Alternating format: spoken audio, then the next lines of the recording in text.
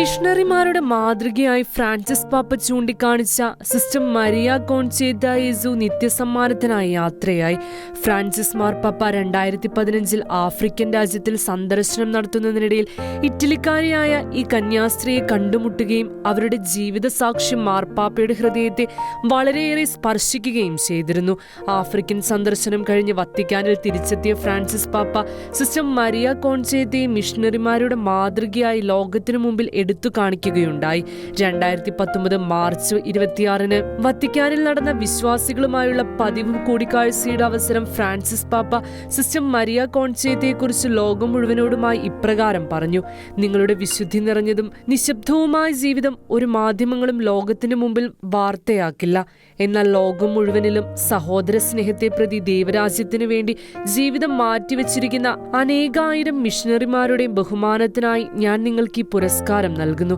മെഡലും സർട്ടിഫിക്കറ്റും അടങ്ങുന്ന മാർപ്പാപ്പയുടെ ആ പുരസ്കാരം പാപ്പ സിസ്റ്റർ മരിയ കോൺചേത്തയ്ക്ക് കൈമാറി. വിശുദ്ധ ഔസേപ്പിതാവിന്റെ പുത്രിമാരുടെ സന്യാസ സമൂഹത്തിന് അഭിമാന നിമിഷങ്ങളായിരുന്നു അത്. ഇറ്റലിയിലെ സർദേഞ്ഞ എന്ന ദ്വീപിൽ വില്ലസോർ എന്ന ഗ്രാമത്തിൽ 1934 ഒരു സാധാരണ കുടുംബത്തിലെ 6 മക്കളിൽ 5ാമത്തെ കുട്ടിയായി സിസ്റ്റർ മരിയ കോൺചേത്ത ജനിച്ചു. ചെറുപ്പം മുതൽ സിസ്റ്റർ മരിയ തന്റെ ഹൃദയത്തിൽ സൂക്ഷിച്ചു വെച്ച ഒരു സ്വപ്നമായിരുന്നു ഒരു മിഷണറിയായി തീരണമെന്നത്. അതിനാൽ 24ാമത്തെ വയസ്സിൽ മിഷണറിയായി തീരുക എന്ന തന്റെ ആഗ്രഹം സഫലമാക്കാനായി 1958 കോങ്കോങ്ങിലേക്ക് യാത്ര തിരിച്ചു. അന്നു മുതൽ മരണം വരെ ഒരു മെഴുകുതിരി പോലെ സിസ്റ്റർ മരിയ കോൺചേത്ത തന്റെ ജീവിതം ആഫ്രിക്കൻ ജനതയ്ക്കായി സമർപ്പിച്ചു. ആഫ്രിക്കൻ നാടുകളിൽ സിസ്റ്റർ മരിയയെ മമ്മ മരിയ എന്നാണ് വിളിക്കുന്നത്.